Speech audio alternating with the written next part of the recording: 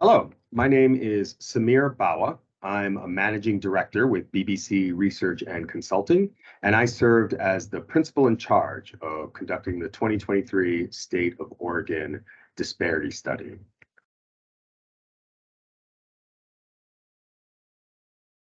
In our presentation today, I'm going to go over key components of the disparity study and the results we observed, beginning with the value of a disparity study and the objectives of the 2023 State of Oregon Disparity Study in particular. And then I will review key results from our core analyses, including the participation or utilization analysis, the availability analysis, the disparity analysis, and guidance that we have developed and provided to the state based on disparity study results. One key question is, why would an organization bother conducting a disparity study? First, disparity studies provide different types of evidence around the extent of any barriers that disadvantaged businesses and the individuals that could own those businesses might face in the local marketplace, as well as part of the organization's contracting and procurement processes. In addition, information from a disparity study informs any efforts the organization might take to remedy any of the barriers that the study team observes or any other barriers that emerge as part of disparity study analyses. And then third, and perhaps most importantly, disparity studies ensure that any race or gender-based programs that an organization decides to use meets constitutional standards as well as federal and state law. The objectives for the State of Oregon Disparity Study were first to assess whether any disparities or differences exist between the participation and availability of disadvantaged businesses for State of Oregon work. And that included businesses owned by people of color, by women, and by service-disabled veterans. In terms of disparities, participation, and availability, I'll define and unpack those terms in just a few minutes. The study also provides comprehensive assessments of any barriers that might exist in the marketplace for people of color, women, veterans, and the businesses they own to assess whether there are any barriers or discrimination in the larger marketplace that make it more difficult for POC, women, and veteran-owned businesses to participate or compete for state contracts and procurements.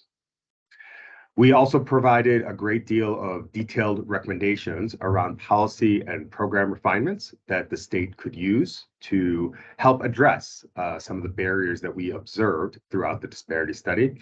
And then finally, we helped the state determine whether the use of race or gender-based programs were warranted, again, based on evidence we collected as part of the disparity study and based on legal requirements and case law around the use of such measures.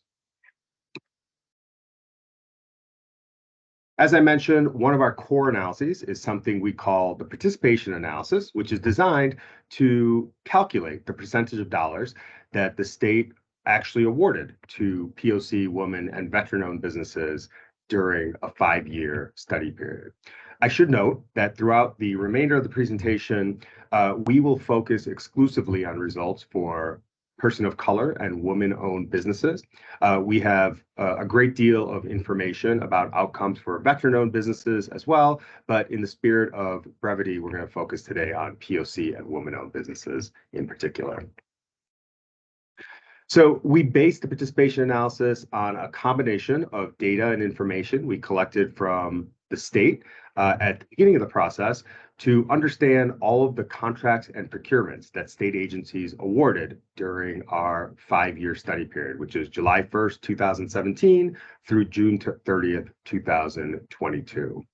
Once we worked with the state to make sense of that information, compile it appropriately, ask clarifying questions, we then went out in the field and conducted what we call participation or utilization surveys to collect basic information about vendors that actually performed work for the state during the study period.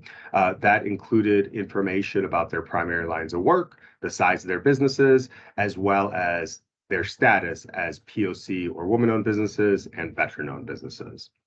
Once we collected all that information, we integrated it into the information we originally collected from the state, and that put us in position to provide calculations of the percentage of dollars that the state awarded to POC and woman-owned businesses during the study period for all contracts and procurements, or all relevant contracts and procurements overall, and also disaggregated for different contracting characteristics and business characteristics. In total, we looked at or examined $3.1 billion of state contracting in the areas of construction, professional services, non-professional services, and goods and supplies. And of that $3.1 billion, the participation analysis suggested that 10.9% of those dollars went to POC and woman-owned businesses during the study period. And that includes POC and woman-owned businesses that are certified as such with the state, but it also includes POC and woman-owned businesses that weren't certified. So in other words, we were looking at outcomes and the participation of POC and woman-owned businesses regardless of their decision to become certified as POC, woman, or DBEs in the state. In terms of participation, it varied by group. So it was driven largely by businesses owned by white women that accounted for 6.6% of that 10.9% figure, followed by Hispanic Americans at 2% of those dollars, and Asian American owned businesses at 1% of those dollars.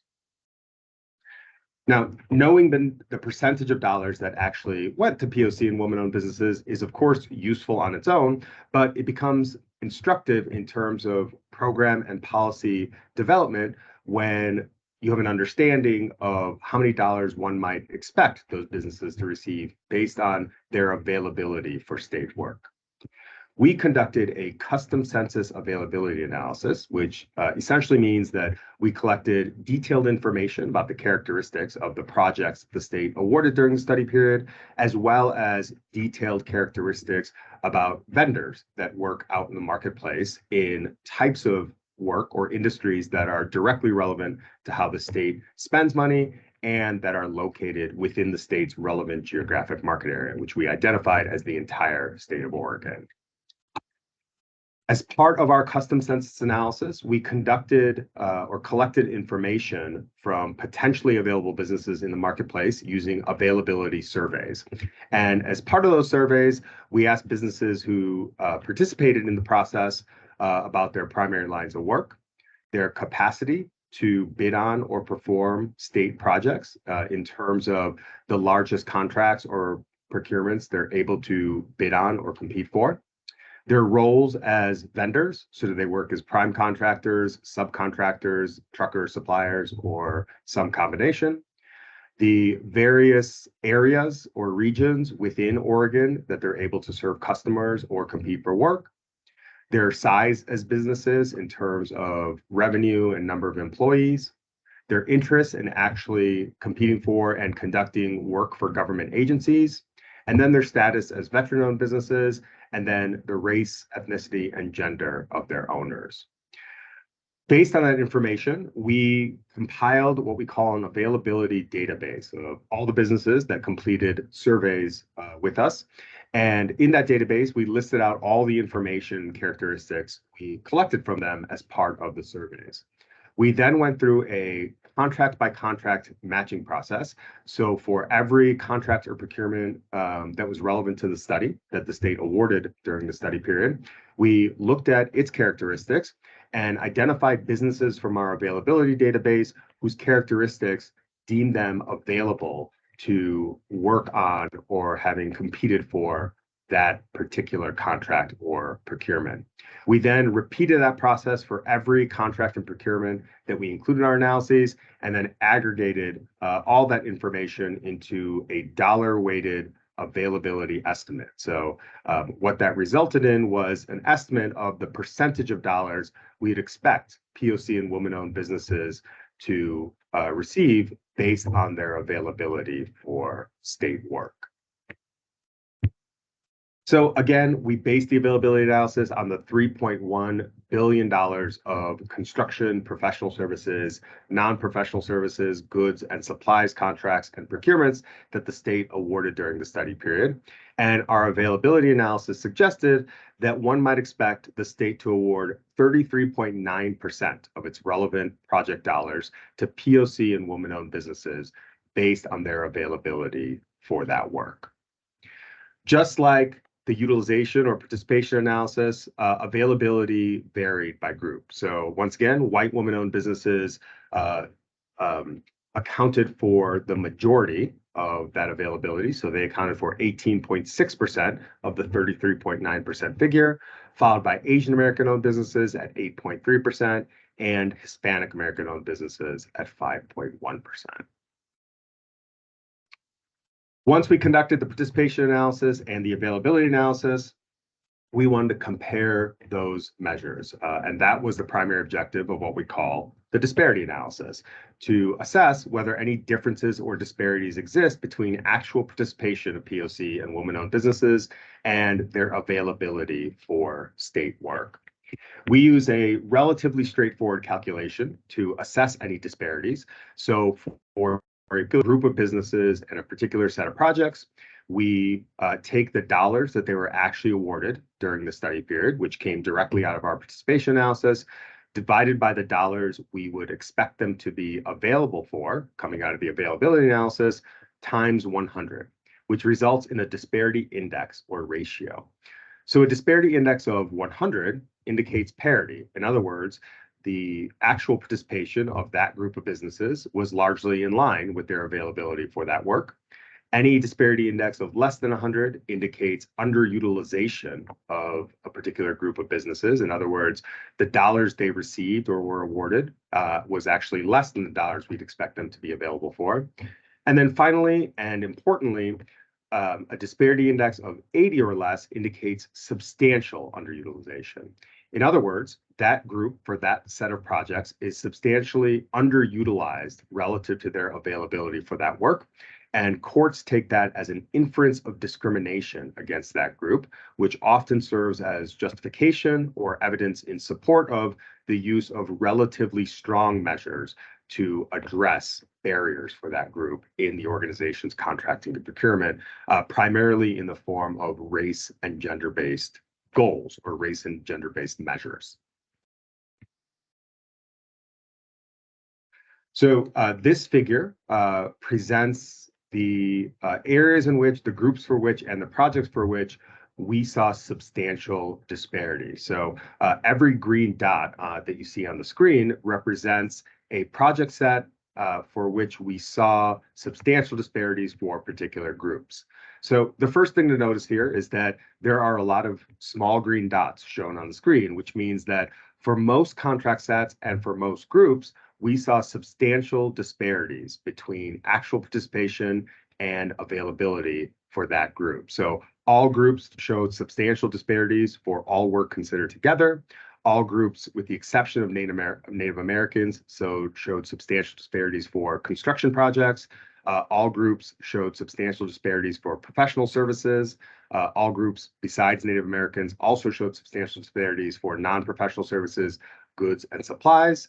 All groups showed substantial disparities for prime contracts, and all groups except for Native Americans showed substantial disparities for subcontracts. As I mentioned at the beginning of the presentation, based on disparity study results, we provided a great deal of guidance for the state's consideration to help address the barriers that we observed throughout the disparity study, both from the disparity analysis as well as from extensive marketplace conditions that we analyzed as part of the project. So one of the recommendations that we provided to the state was to develop a POC and woman-owned business program. And what you see on the screen here is one framework for thinking about programs of this sort. So many organizations who establish POC and woman-owned business programs start with a program target or objective. Most of the time that comes in the form of a numerical overall aspirational goal for POC and woman-owned business participation in any given year. So based on the availability analysis, for example, or other information, the state could develop an overall aspirational goal that it aims to meet every year by spending dollars with POC and woman-owned businesses. The next step in the framework would be for the state to decide or use various program measures to help meet that goal. And those program measures could come in one of two forms.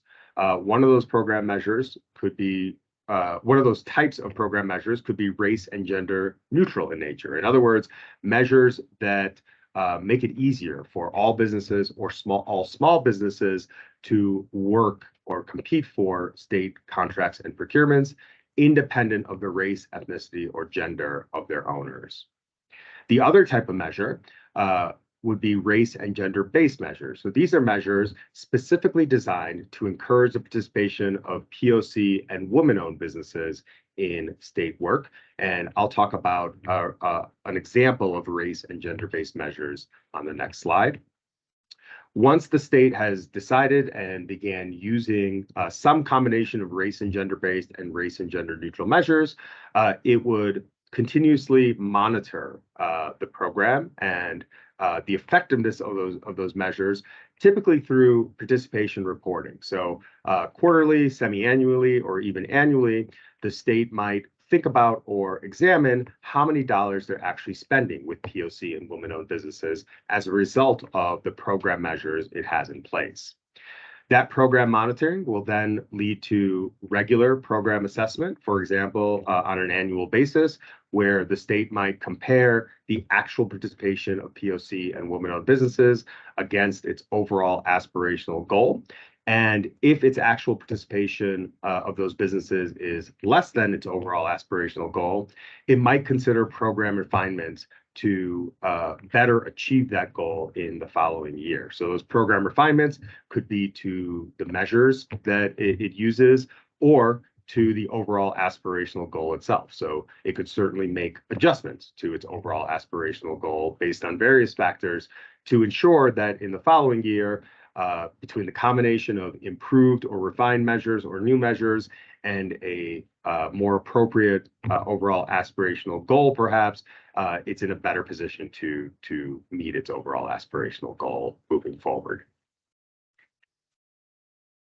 So one key aspect of this type of framework is, of course, the use of race and gender-based goals. Now, there are a great deal of legal considerations that the state has to make in order to put such a program in place, including ensuring that its use of race and gender-based goals meet the strict scrutiny standard of constitutional review. We provide a great deal of information about the strict scrutiny standard in the disparity study report. So I would urge anyone who's interested in learning more about the constitutional standards around those programs to look at the report and read up on some of those constitutional requirements. But organizations who do use POC and women-owned business goals or race or gender-based measures typically use contract-specific goals. So that process would work by the state setting participation goals on individual opportunities. So in other words, when it releases solicitations for new projects based on information from the disparity study or other sources, it would set a participation goal for the participation of POC and women-owned businesses for that contract or for that project. As a matter of responsiveness, bidders who compete for the project would have to meet those goals in one of two ways.